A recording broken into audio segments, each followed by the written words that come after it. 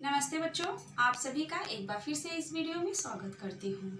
आज हम कक्षा 5वीं की पाठ्य पुस्तक हिंदी के 9वें पाठ का अध्ययन करने वाले हैं। तो देखो बच्चों, 9वें पाठ में 2 भाग है, अ और ब, जिसमें से हमने पिछले वीडियो में अ के बारे में अध्ययन किया। अ पाठ का नाम क्या था? अक्षरमाला, जिसको हम पिछले वीडियो में अध्ययन किए। अब इसी 9वें का दूसरा भाग ब है दिमाग। यहाँ पे लिखा है दिमाग चलाओ। यह आपका ब भाग है। देखो बच्चों, इस पाठ में चित्र के माध्यम से मुहावरे और कहावतें दिए गए हैं। जैसे कि आप यहाँ पे ध्यान दीजिए।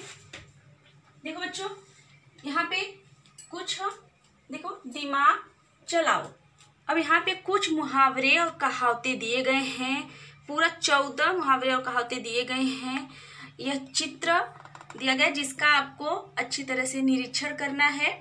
निरीक्षण करने के बाद इसको हमें लिखना है, फिर इसका अर्थ के साथ वाक्य प्रयोग भी हमें करना है। तो सबसे पहले हमें ये जानना होगा बच्चे कि मुहावरा और कहावतें होते क्या हैं। तो देखो बच्चों, अपनी भावनाओं और विचारों को प्रभावपूर्ण और सशक्त और आकर्षक ढंग से व्यक्त करने के लिए हम मुहावरे और कहावतों का प्रयोग करते हैं। देखो बच्चों, कम से कम शब्दों में अपनी भावनाओं को अधिक से अधिक गहराइयों में व्यक्त करने के लिए हम मुहावरे और कहावतों का प्रयोग करते हैं।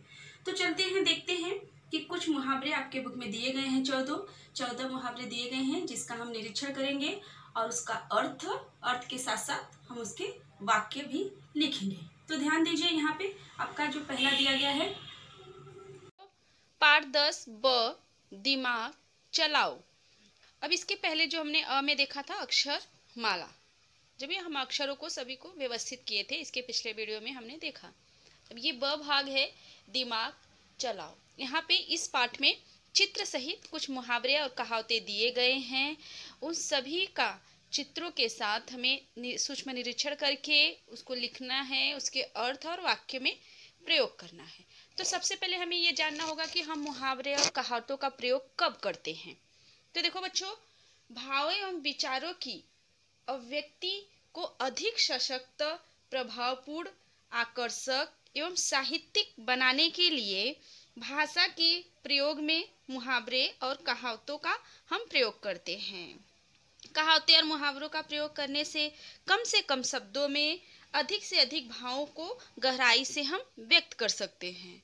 तो इसे व्यक्त करने के लिए हम किसका प्रयोग करते हैं? अपने भाव विचारों को एकदम अच्छे से मुहावरे और कहावतों का। तो यहाँ पे कुछ चित्र सहित मुहावरे और कहावतें दिए गए हैं बच्चों, उसको हम देखेंगे और उसका अर्थ लिखेंगे और उसका सरल वाक्यों में प्रयोग करेंगे। तो सबसे पहला आप ध्यान से देखिए बच्चों, पहला दिया गया है यहाँ पे, देखो ये किसका चित्र है? आँख का।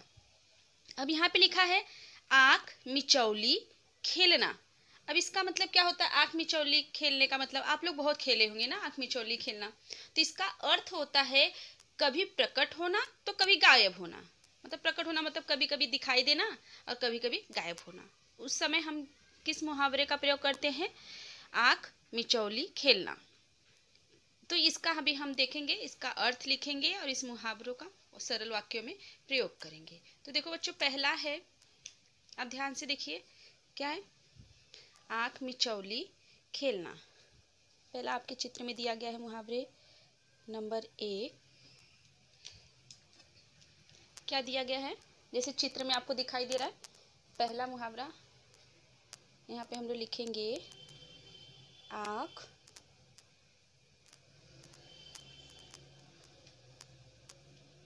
मिचौली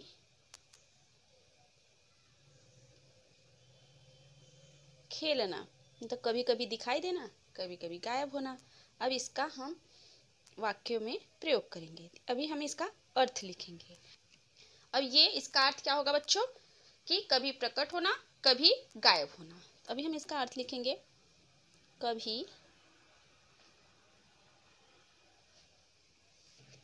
कभी प्रकट होना मतलब कभी दिखाई देना, कभी गायब हो जाना। गायब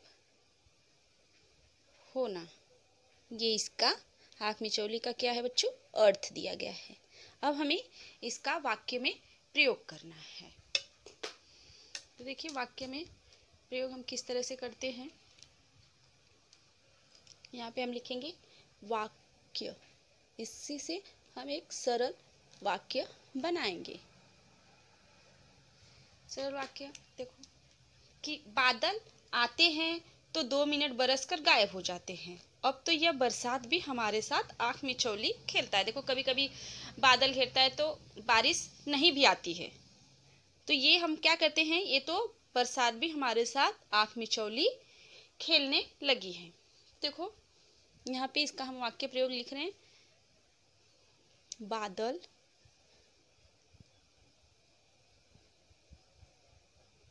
बादल आते हैं 2 मिनट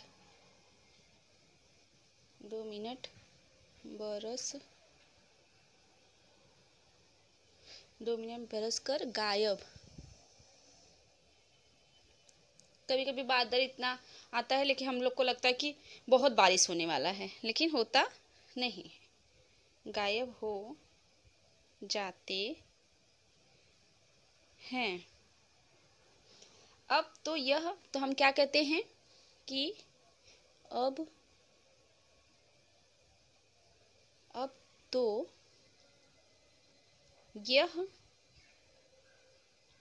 यह बरसात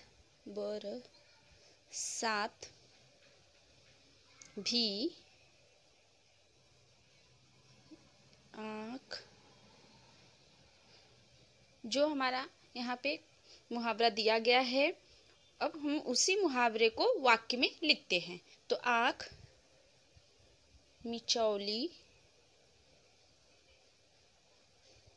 मिचौली खेलने लगी है। अब ये हम अंडरलाइन कर देंगे क्योंकि यही हमारा क्या है, मुहावरा। दूसरा है, देखो यहाँ पे 1 और 1 11। अब इसका 1 और 1 11 यहाँ पे दिया गया है। इसका अर्थ क्या होता है बच्चों, मेल में बहुत शक्ति होती है या एकता में बहुत शक्ति होता है। अगर 1 1 मिल जाएंगे तो कितने हो जाएंगे, 11 हो जाएंगे। इसे हम हिंदी में 11 कहते हैं। अभी ये गणित वाली टीचर बोलेगी 1 और 1 कितना होता है, 2 होता है, लेकिन ये हमारा क्या है, मुहावरा 1 और 1 11, जिसका अर्थ क्या होता है, मेल में बहुत शक्ति होती है। तो देखो यहाँ पे हम लोग इसका अर्थ लिखेंगे और वाक्य प्रयोग करेंगे। तो ध्यान दीजिए यहाँ पे नंबर 2, देखो क्या लिखना है, 1 और 1 कितना होता है बच्चों, 11। अब हमें इसका क्या लिखना है, अर्थ लिखना है। अर्थ में क्या लिखेंगे, मेल में बहुत शक्ति होती है। मेल में, या एकता में भी लिख सकते हैं, एकता में बल होता है। मेल में बहुत क्या होता है, शक्ति होती है। ये इसका अर्थ हुआ। अब हम क्या लिखेंगे, इसका वाक्य प्रयोग करेंगे अपने सरल वाक्य में। हम इससे वाक्य बनाएंगे। वाक्य क्या होगा बच्चों, देखो अभी इसका तो आप अर्थ समझ ही गए होंगे, 1 और 1 11 का मेल में बहुत शक्ति होती है। तो देखो तुम दोनों भाई मिलकर काम करोगे तो तुम्हारा सामना कोई नहीं कर सकता है। सुना है कि 1 और 1 11 होते हैं। ऐसा सरल वाक्य में हमें बनाना है, जैसे कि तुम दोनों भाई मिलकर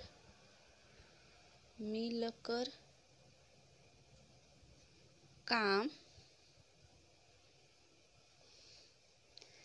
करो गे तो तुम्हारा सामना, हम ऐसा कहते हैं ना कि अगर दोनों लोग मिल के काम करोगे तो काम पूरा हो जाता है। सामना कोई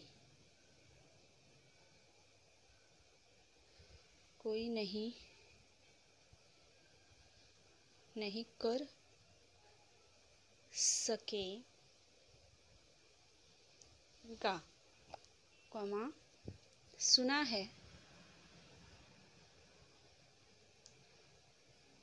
है एक, और जो आपका मुहावरा है उसको लिखना है। सुना है एक और एक कितने होते हैं? एक और एक 11 होते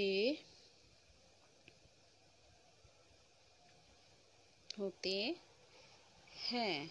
अब जो यहाँ पे आपका मुहावरा है उसको आप अंडरलाइन कर दो। अब इसी तरह से दूसरा देखिए बच्चों, दूसरा देखिए, तीसरा देखिए, यहाँ पे क्या लिखा गया है? देखो बच्चों, तीसरा है अक्ल बड़िया। ये किसका चित्र आपको दिखाई दे रहा है? भैंस का। तो अक्ल बड़िया भैंस। अब आप बताइए कौन सा इसमें बड़ा होता है? देखने में तो भैंस लग रहा है। अक्ल यानी दिमाग होता है, बुद्धि होता है। तो इन दो दिमाग और भैंस में कौन बड़ा होता है? तो देखो बच्चों, इसका अर्थ होता है कि शारीरिक बल से बौद्धिक बल श्रेष्ठ होता है। जिनके पास बुद्धि है, दिमाग है, वो शारीरिक बल की अपेक्षा वो अधिक उनके पास बुद्धि होती है। तो हम इसका अर्थ क्या कहते हैं? शारीरिक बल से बौद्धिक बल श्रेष्ठ होता है, इसका अर्थ होता है। तो हम लिखेंगे अक्ल बड़िया भैंस। तीसरा ध्यान दीजिए बच्चों, अक्ल बड़ी या भैंस। अब इसका अर्थ क्या होगा बच्चों? शारीरिक बल से बौद्धिक बल श्रेष्ठ होता है। पहले हमें अर्थ लिखना है। शारीरिक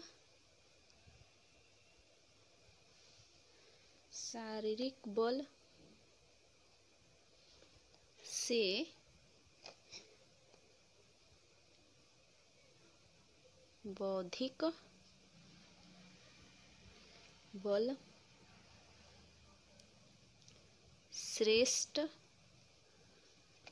श्रेष्ठ होता है। ये इसका अर्थ है। अभी हमें क्या लिखना है? वाक्य लिखना है। अब इसका हमें वाक्य में प्रयोग करना है। तो देखो बच्चों, हमें वाक्य में प्रयोग करना है कि तुम्हारे इस काम को देखकर मुझे अक्ल बड़ी, मतलब कि अक्ल बड़ी या भैंस वाली कहावत याद आ गई। मतलब किसी के हम काम को देखते हैं तो अगर उससे वो काम नहीं हो पाता है तो हम क्या कहते हैं उस समय? कि तुम्हारे इस काम को देखकर, देखिए यहाँ पर, तुम्हारे इस काम को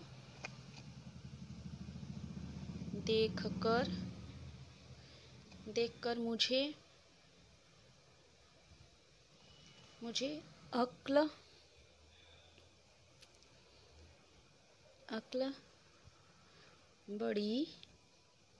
बड़ी या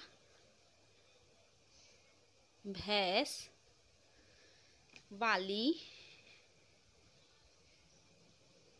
वाली कहावत याद आ गई। अब यहाँ पे जो मुहावरा यहाँ पे दिया गया है उसको हम अंडरलाइन कर लेंगे इस तरह से। अब देखो बच्चों, अगला है चौथा। कौन सा है? देखो किसका चित्र दिया गया है। अब ध्यान दीजिए, किसका चित्र आपको दिखाई दे रहा है? बंदर। और दूसरा चित्र किसका दिया गया है बच्चों? ये वाला अदरक है ना। तो यहाँ पे देखिए अब हमें इससे इस चित्र की जगह पे इसका नाम लिखना है और बनाना है बंदर क्या जाने अदरक का स्वाद। इसका अर्थ होता है कि मूर्ख को गुड़ की परख न होना। इसका अर्थ होता है जब कोई मूर्ख व्यक्ति होता है, अगर उसके सामने कोई भी अच्छा सामान रखा जाता है तो उसको परख नहीं पाता है, तो हम क्या कहते हैं उस समय, हम किस मुहावरे का प्रयोग करते हैं, किस कहावते का? देखो ये कहावत है, बंदर क्या जाने अदरक का स्वाद। अभी हमें इसको लिखना है, तो ध्यान दीजिए। चौथा नंबर 4 क्या है? बंदर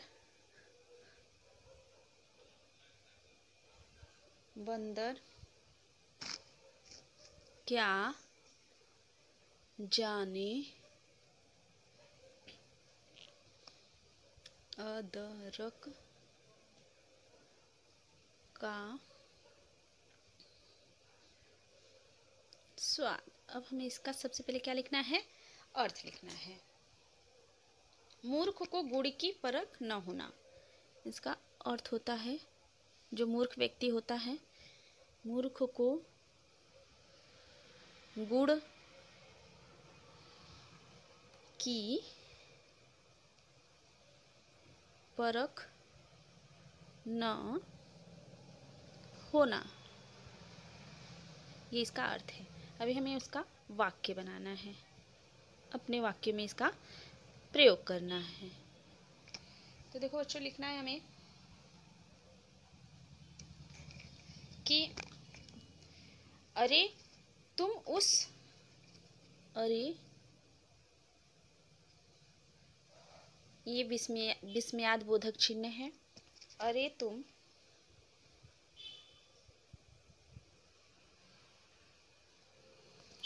उस मूर्ख को गीता, एक पुस्तक का नाम है गीता, पढ़ने को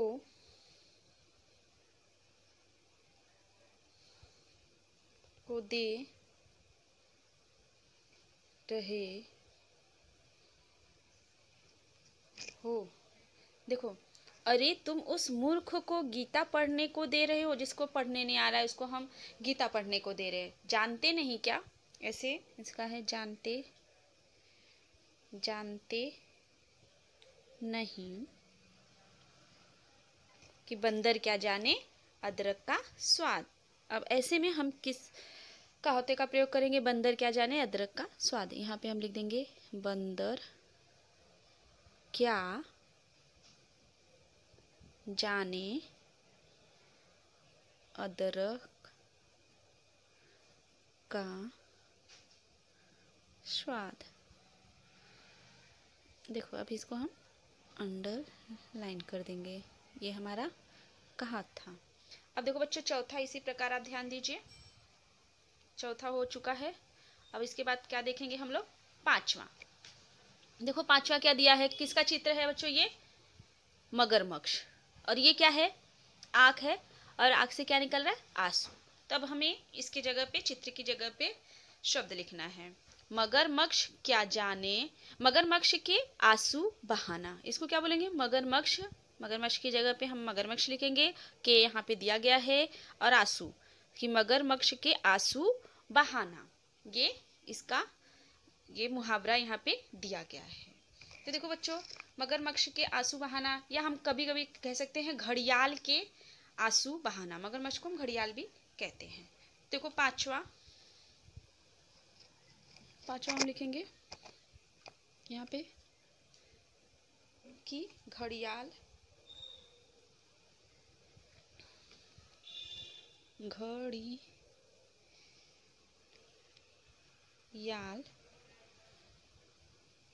के आंसू।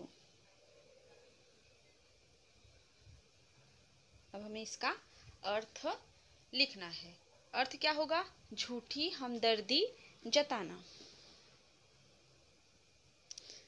जैसे कि अगर हम झूठ मूठ का हम आंसू बहा रहे हैं अंदर से तो हम बहुत खुश हैं, लेकिन ऊपर से हम अपनी आंख से आंसू बहा रहे हैं, तो उसे हम क्या कहते हैं? घड़ियाल के आंसू। तो झूठी हम दर्दी जताना। अब हमें इसका क्या करना है? वाक्य बनाना है। तो देखो,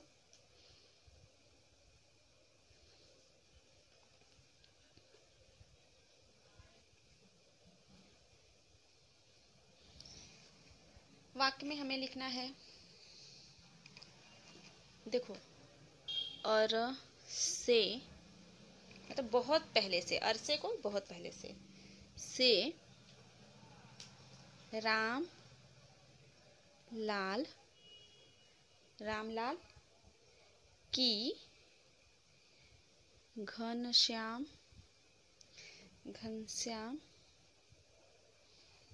से दुश्मनी थी। देखो, घनश्याम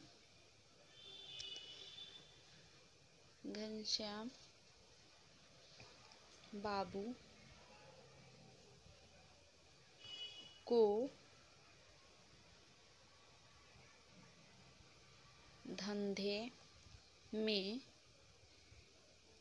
घाटा लगा या घाटा हुआ,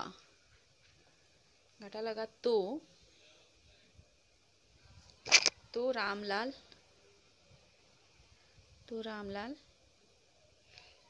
सबसे पहले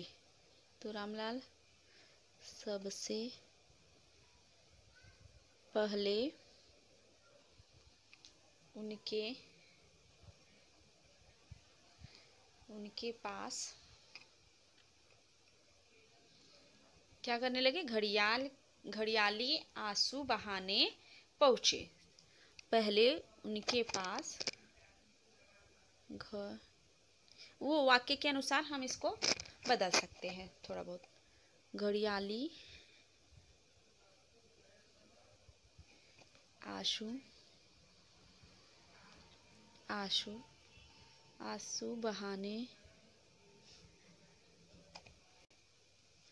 बहाने पहुंचे। देखो, यहाँ से हमें अंडरलाइन से कर देना है। देखो, यहाँ पे झूठी हमदर्दी जताना, अरसे से रामलाल की घनश्याम से दुश्मनी थी। ये दोनों में बहुत दुश्मनी थी, लेकिन घनश्याम बाबू को धंधे में जब घाटा हुआ तो सबसे पहले उनके सबसे बड़े दुश्मन रामलाल सबसे पहले उनके पास घड़ियाली आंसू बहाने पहुंचे। तो सामने वाले को पता ही चल जाएगा कि ये झूठी हमदर्दी दिखा रहे हैं। अब अगला है बच्चों छठा। देखिए क्या है यहाँ पे, क्या कौन सा अंक दिया गया? 9, और ये क्या दिया है? 2, और ये क्या है? 11। अब हमें क्या लिखना है इसको?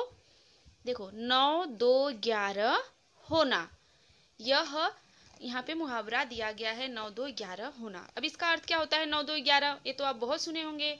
9, 2, 11 का अर्थ होता है भाग जाना। तो यहाँ पे देखिए छठा,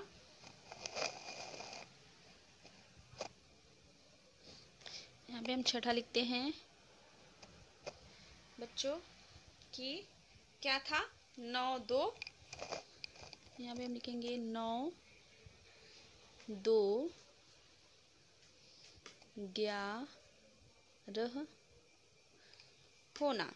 अब इसका अर्थ क्या है 9, 2, 11 का? चुपचाप खिसक जाना या भाग जाना। हम लिखते हैं 9, 2, 11 का भाग जाना। अब इसका हमें वाक्य में प्रयोग करना है। अपने वाक्यों में हमें इस मुहावरों का प्रयोग करना है। क्या होगा? देखे, जैसे कि पुलिस को आता देख चोर, 9, 2, 11 हो गया। पुलिस को आता देखकर चोर क्या हुआ? 9, 2, 11 हो गया। 9 2 11 का अर्थ होता है भाग जाना। जैसे कि पुलिस को आता देखकर चोर क्या हो गया, 9 2 11 हो गया। अब इसी तरह से आप देखो 7वां, बच्चों ध्यान दीजिए 7वां। अब देखो यहाँ पे क्या दिया गया 7वें में। अब ये क्या है, अब गोला है लेकिन इसका रंग क्या है, लाल, और इसका क्या है, पीला। देखो लाल पीला होना। अब लाल पीला होना का अर्थ क्या होता है, गुस्सा होना। कि देखो उनका चेहरा लाल हो गया, मतलब गुस्सा। लाल पीला होने का अर्थ होता है बच्चों गुस्सा होना। यहाँ पे हम 7वां लिखेंगे। क्या है, लाल, लाल पीला होना, जिसका अर्थ क्या होता है बच्चों, गुस्सा होना। इसका अर्थ होता है बच्चों गुस्सा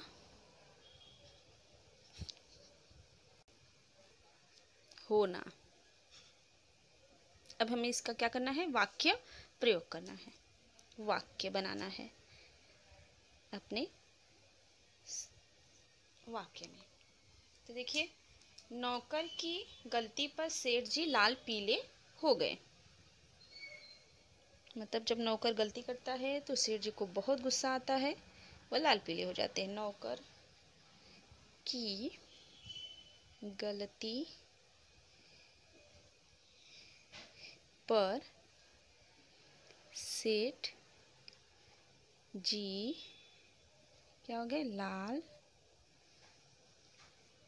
पीले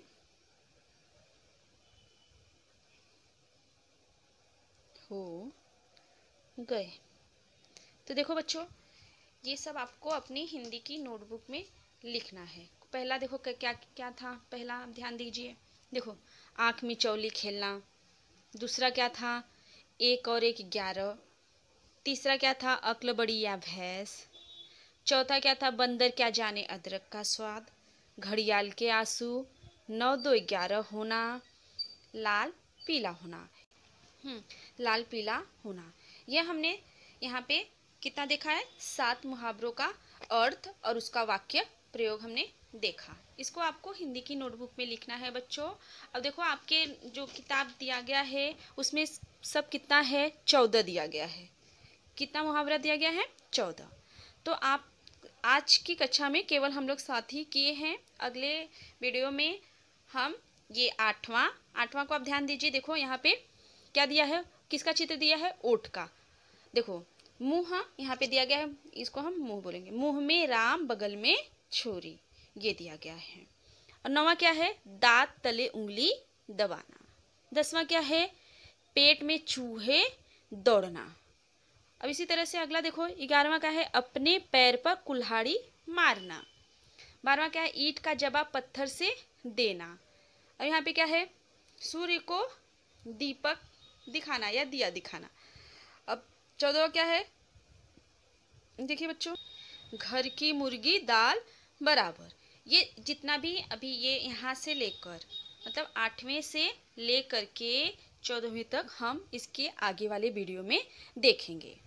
जो हमने किस तरह से चित्रों को ध्यान से देख करके उसके अर्थ और हम लोग वाक्य प्रयोग में किए अपने अपने वाक्यों में। तो हमने कितना, जो 14 मुहावरे और कहावतें दिए गए थे उसमें से हमने 7 को लिखा और पढ़ा। तो यहाँ पे आप लोग ध्यान दीजिए, आपको इसको हिंदी की नोटबुक में, आपको जो आज मुहावरे और कहावतें लिखाए गए हैं उसको आपको हिंदी की नोटबुक में सुंदर राइटिंग में लिखना है बच्चों। लिख करके आपको याद भी करना है, जितने आज 7 पढ़ाए गए हैं इसको आपको याद करना है और अपनी हिंदी की नोटबुक में लिखना है। लिख करके शुक्रवार और शनिवार को अपने ग्रुप में भेजना है। अगले वीडियो में हम फिर मिलेंगे। धन्यवाद।